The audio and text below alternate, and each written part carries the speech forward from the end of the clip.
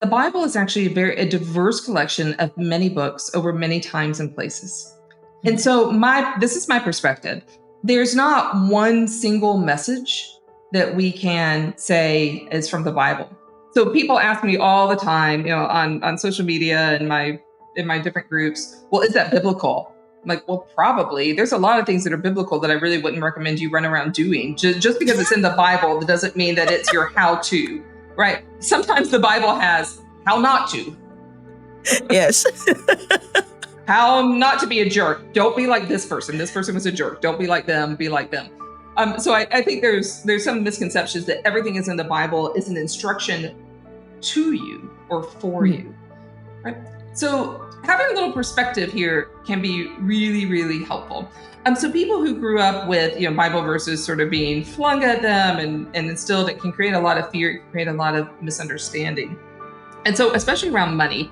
So that verse from 1 Timothy, I think it's 1 Timothy 6. Yeah. The love of money is the root of all evil.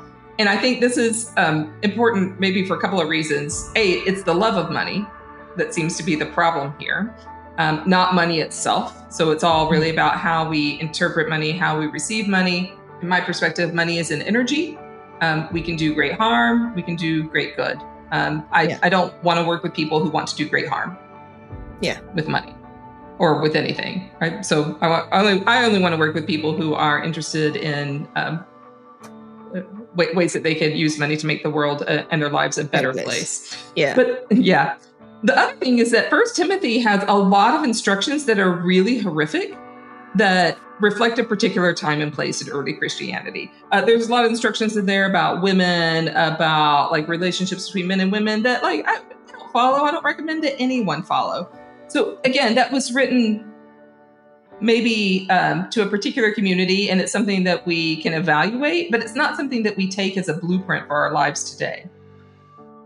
So I remember when I was very first starting out and I was doing some coaching, I was on a discovery call with someone. They ended up not becoming a client, but they said, I don't know, I think at the time I was charging, it was like a 3-month program and I was charging pretty low amount, like $1,000 or something for it.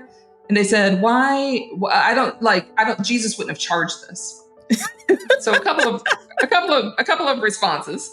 I said, well, Jesus only did this for like a year. And I was like, I'm doing it for a lifetime. And I said, well, maybe that's true. Maybe it's not. We don't really know. I said, but the model in Jesus' time is that the rabbi would come to your house to teach, and then you would take care of them. So you would provide hospitality, food, bedding, you would share all of your resources. I said, so if you want me to come to your house and you want to do that, we can do that. Like it'll be payment in a different kind, but you'll have to house me and really take care of me for a couple of months in order to do that. Or you could come to my house and pay me to be in my house. You can pay room and board here. Would you rather have that kind of arrangement? And they laughed and said, okay, no. It's different systems, right? It's not like, it's not like Jesus didn't operate without money. Of course he did. We also know that in the early church, wealthy widows absolutely funded Jesus, the disciples, and the early church after Jesus had died. And so we know, like we can, but there's all these different kind of ways that we know that. But it seems like these wealthy women who weren't attached to husbands anymore and had control of their own money were the ones who were choosing to invest in the well-being of these early believers. So they were absolutely using money. It's all about how do we want to use it? Yeah, how do we want to use it? And so again, I think this goes back to our alignment, our motivation. In my mind, there's nothing wrong with wanting to have a living wage and have more than a living wage. What I encourage all of my clients to do is to determine ahead of time, if there was one problem in the world that you could solve, what would that be? And you're going to put some of the money that you're earning towards that and making that problem in the world go away. That's really, really motivating. And that's a way that Christians can be in, what we would traditionally call mission, but in charitable giving. And it's really important. We need people who can do that. I'm Christian. I believe in God. And in this moment, he tells me you're demotivated by money. And I felt God speak to me, like I'm not even listening to this guy anymore. Yeah. And God says to me, Toyin, you're not just demotivated by money, you're afraid of money. And God started in that moment to show me how every time I would start to have success in the business, I'd start to build some momentum, I would all of a sudden feel God say, shut it down. So any successful thing in the business, I would start shutting it down. And I thought it was God keeping me safe from getting too big.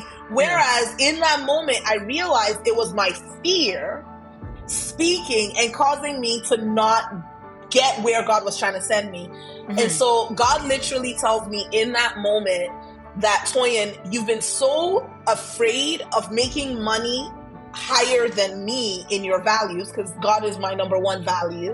He said, you're so afraid of putting money above me that you've put money above me. Because in this moment, I've now called you to business. And if you're going to run a business, you got to be able to manage money. You got to be willing to make money. And so if you're afraid of money and it's not allowing you to run a business, your fear of money is now above the thing that I've called you to do. My mind was like blowing in every direction. Wow. This guy hasn't stopped talking.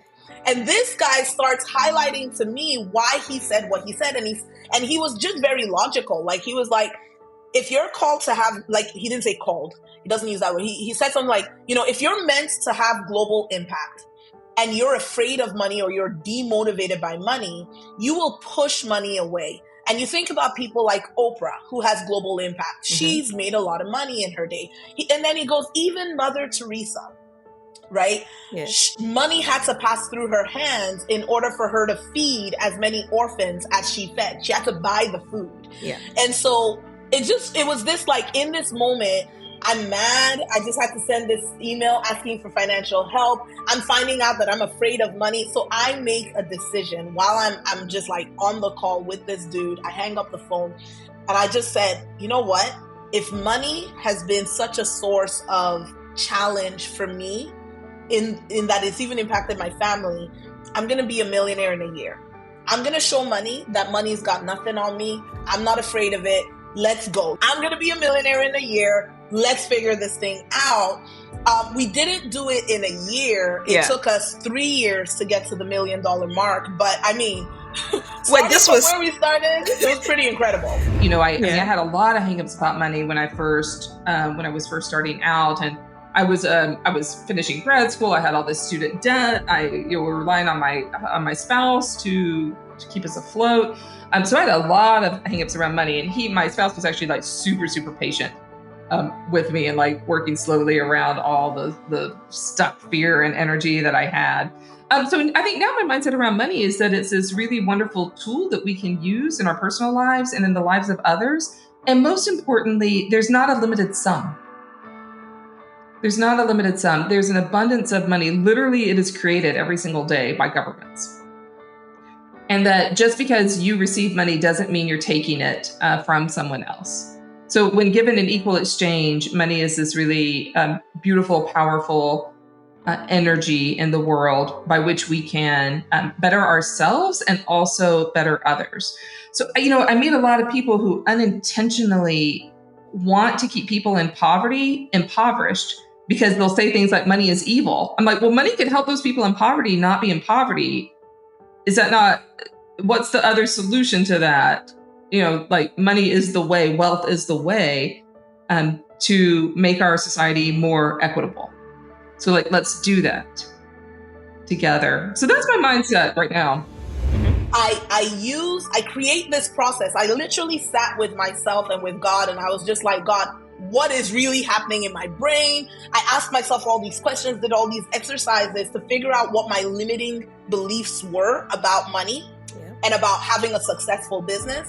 And I identified them. I had a lot of funky beliefs. Like I thought it was like holy, because I came from this Christian ministry context, right? So I thought it was holy to be poor. Yeah. So how can you run a business and do well when the other part of your brain is going, if you have too much money, there's something wrong with you. Yeah. So there were so many limiting beliefs that I had I identified them. I then asked God, how do I shift them? I shifted them. And in the month of November 2017, we ended up making more in that month than we had earned the entire year of 2016. And so my husband was the one who was like, Toyin, what's going on? What did you do? Did you start a new business? Like, what? And because I didn't notice it, he's like, we just earned more this month than all of last year. And last month we needed help for rent. And I told him, I'm like, babe, I'm not doing a new business. I didn't start anything different. The only thing that I know that I did in October was this thing with my brain. Like, I was like, I did this exercise where I was like, what's going on? Why am I afraid of money? That was the only thing that shifted.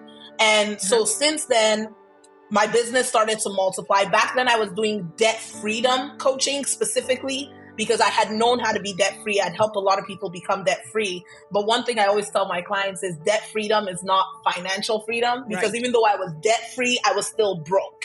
Right. It's two very different things.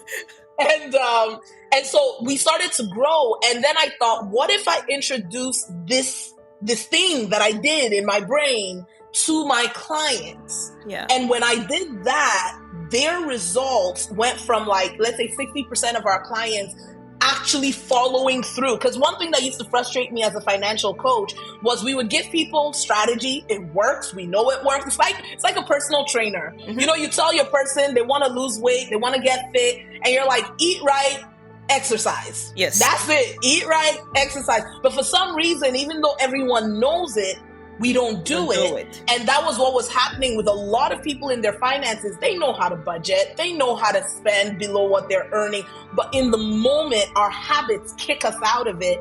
And so I started to deal with the brain habits of people and their money. Their results started to skyrocket.